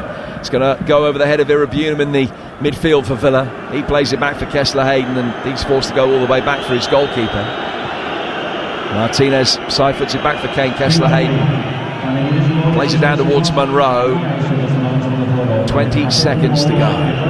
Douglas Luiz for the Villa on halfway. Inevitably, a lot will be going through his mind tonight after the penalty that he gave away and the one that he missed last week. How different things might have been, but ultimately it just wasn't to be.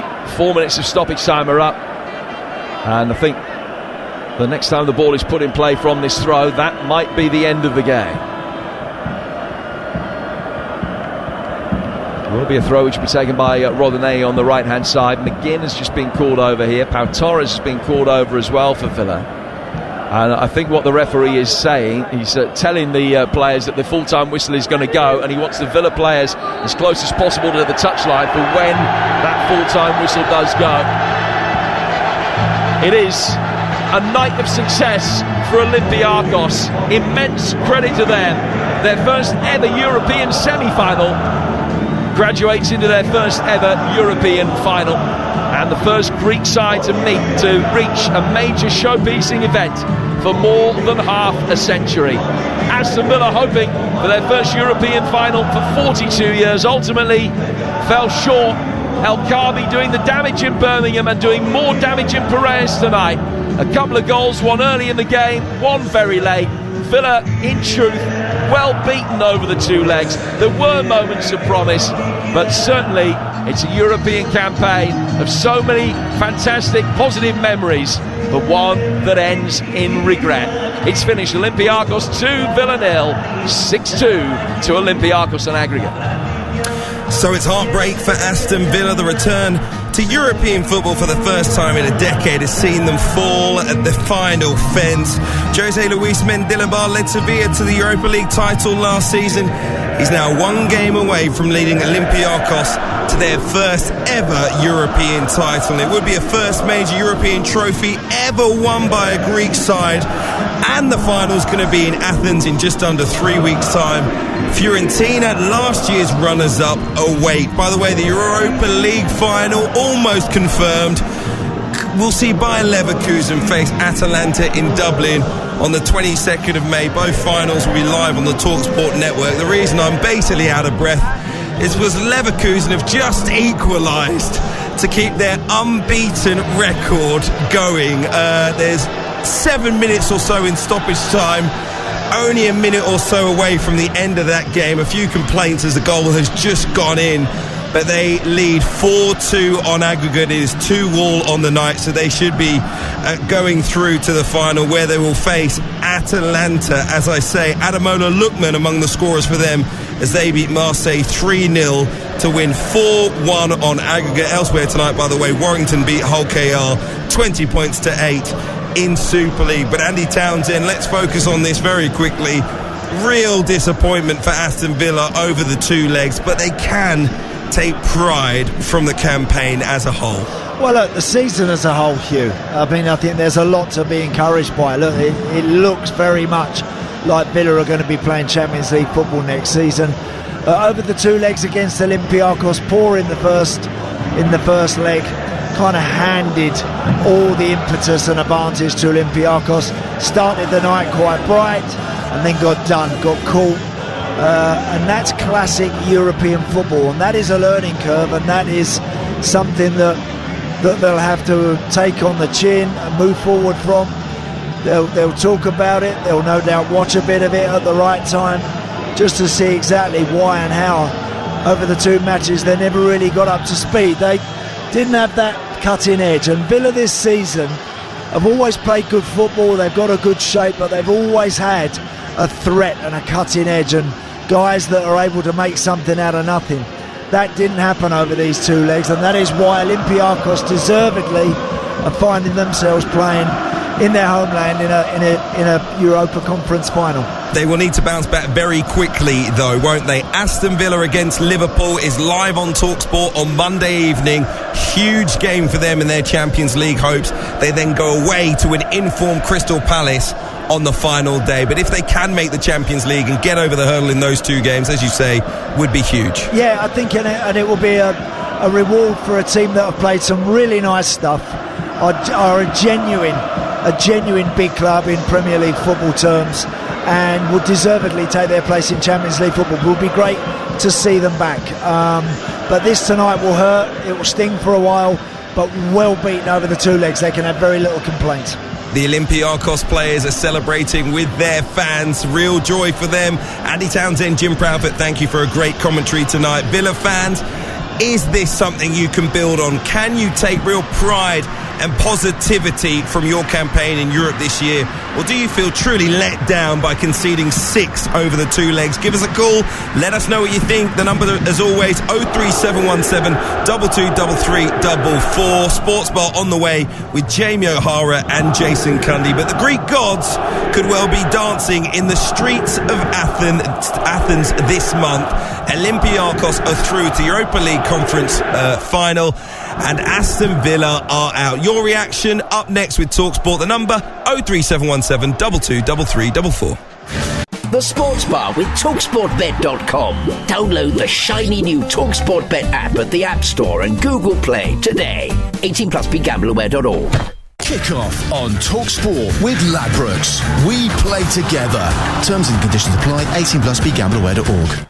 McDonald's are making small improvements to our classic burgers, searing our 100% British and Irish beef patties so they're even juicier. And we're serving them hotter for meltier cheese, all in new toastier buns. The classics, now a little more mmm. Comparison with prior classic burgers, served after 11 a.m, subject to availability. So you're Betty, the famous talking parrot?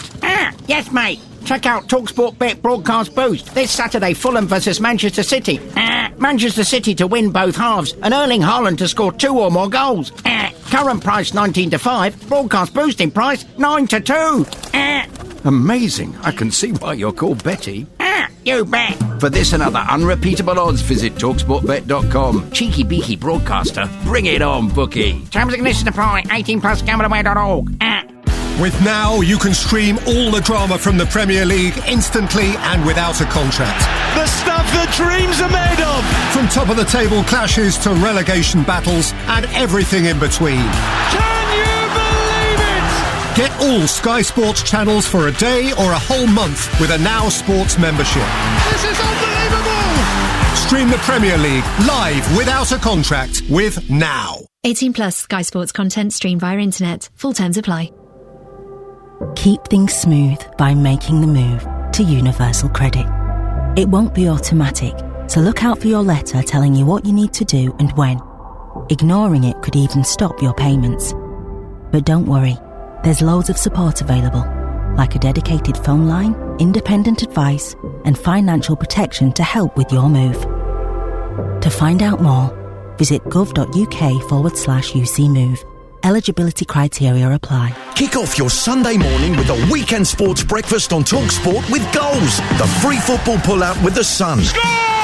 Lace up your boots with the nation's brightest sports breakfast, featuring insider news, big match previews, and expert analysis from Tony Cascarino and Natalie Sawyer. Oh, it's absolutely magnificent! Get fully loaded for football with a weekend sports breakfast, Sunday morning from 6 on TalkSport with goals. The essential free football pull-out with the Sun every Saturday, Sunday and Monday. Europa Conference League live on TalkSport with Village Hotels. With 33 locations across the UK, Village Hotels have everything under one roof for a great breakaway. On 1089 and 1053 medium wave, on your mobile and on your smart speaker. Talk Sport. Talk Sport. Sports Bar coming up with me, Jamie Hara and Jason Cundy. I have to talk about Aston Villa's disaster class in the Europa Conference League final. Well, trying to get to it. Do they deserve to be in the Champions League? Limping over the line. Poor from them they were. 03 717 22 33 44. We'll talk about Bayer Leverkusen's unbelievable extension of their unbeaten record as well. But let's get news and sport headlines now. Mark Tyler. No miracles in Greece for Aston Villa. They've gone out of the Europa Conference League, beaten on aggregate by Olympiacos in the semi-finals. 2-0 to Olympiacos on the night, 6-2 on aggregate. On the left-hand side, worked in by Kinney and stabbed in at the far post by Algarve. A hat-trick in Birmingham, and he breaks the deadlock 10 minutes in tonight with a tap-in.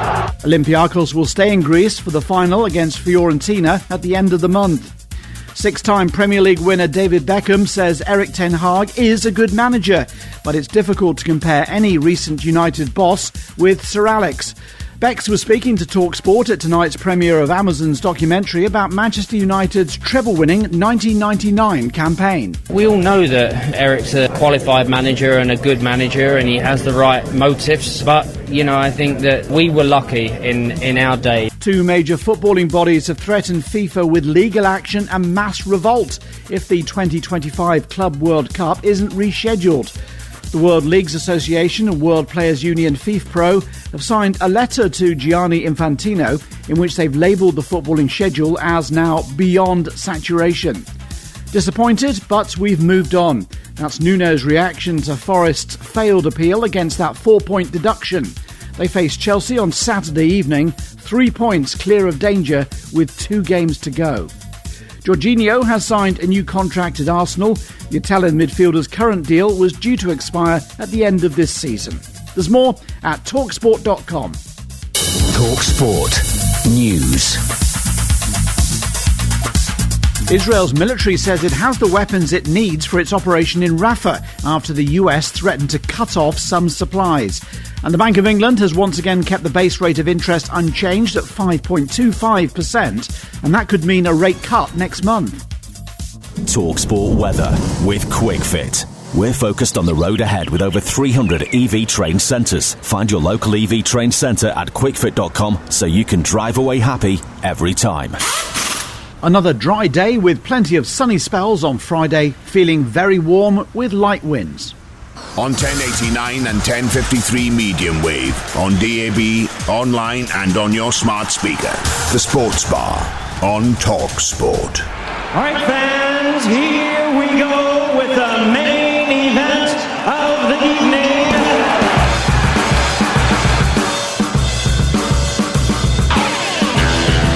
Good evening and welcome to the Sports Bar on TalkSport. I'm your host, Jamie O'Hara, and I'm joined by Jason Cundy. Has anyone seen Aston Vanilla? Unai Emery, can you hear me? You're most of one hell of a beating. Stan Collymore, Whitton train station. Gabby. Lahore, can you hear me, Gabby? Can you hear me? You're most of one hell of a meeting. The whole suite. Darren Bent, Martin O'Neill, the Aston Tavern, Tom Hanks, Prince William. Can you hear me, Willie? Can you hear me, Willie? You're most of one hell of a beating. Burger Shack Aston, Ozzy Osbourne, Aston Barbers, Tesco's near Villa Park, the whole pub, JD Furniture Shop, Aston Villa Club. Can you hear me, Andy Townsend? You're most of one hell of a meeting. Something wrong with you. Villa are dumped out of Europe as they're taught a lesson over the two legs by Olympiacos. 6-2 on aggregate. Villa's season petering out a little bit. They can't win the Conference League. They don't deserve to be in the Champions League. Shambles from you lot. Birmingham fans, this is your chance to have some fun. Why don't you come on? Because Gabby was giving it the big un. Why don't you come on and laugh at Aston Villa? 03 717 22 33 44. Despite almost half the league being in Europe this season, England have not got one single team in any of the finals. Do we overrate our sides in this country a little bit? Big weekend of Premier League football coming up as well. Arsenal fans, have you ever been more confident ahead of a game against Man United? All that, plus the sun is out.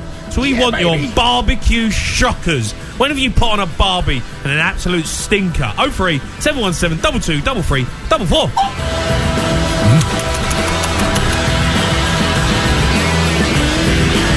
Hello, mate. Hello, mate. How are you? I'm good. Gabby's messaged. Oh, Gabby's, yeah, poor Gabby's messaged me. Gabby giving it the big one all season. Can we get Gabby on? We should try and phone him. Let's get Gabby we need on. to Gabby on. Yeah, we need to give him a call. Bill's not listening to us. Bill, let's get Gabby on. Let's give him a call. We got Gabby's number? I've got. Should I just phone him now? Because Goldstein tried to phone him earlier, right? Yeah. So I just phone Gabby now, right? What, you're going to phone him off your phone? Yeah. Well, we can't. I don't know. Why not? Well, we've got his number. You're straight on the blower. Yeah. Get rid of the dump button. He ain't going to hear us. Definitely not answering the phone, is he? He's gone. No. Oh. What? All right, Gabby! Up the Villa! Up the Villa! All right, Gab. Listen.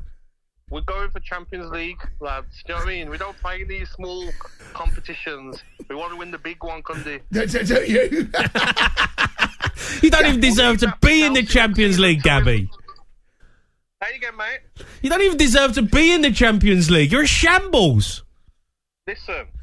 We give it our all. We'll hold some humble pie, but we'll be back. Don't worry. Gab, what happened, mate? League football next season. All right, boys. Gab, what happened, mate? What happened? Listen, we've got 3 players out with an ACL. Kamara, Brendia, Tielemans was out, Ramsey was out. We've got a lot of injuries. Yeah. I don't need this. I'm going. He's put the phone down. He's gone. Oh, Gabs, that's brilliant. I love that. I love the fact that you've just phoned him off the phone as well. No, like, just no going Straight through in. Billy, no trying to get it on. Like, just phoned him straight off the blower. What? Fair play, though, Gab. Yeah, I thought he would answer, to be fair. Fair play. That's fair play. good. How are you, mate? I'm good, mate. Yeah. I mean, Aston Vanilla, mate. What was that? Aston Vanilla, that's harsh. I don't think it is harsh, mate. Aston Vanilla? Oh, they were vanilla tonight, mate. They were terrible. I don't even think they were vanilla. What were they? Aston... No, don't say it. Don't say that word. I don't know. What's No, worse? do you know what? How disappointing it is for the Villa. They've had a damn good season, right? Damn good season. And a game over two legs. You'd have them to beat Olympiacos. The truth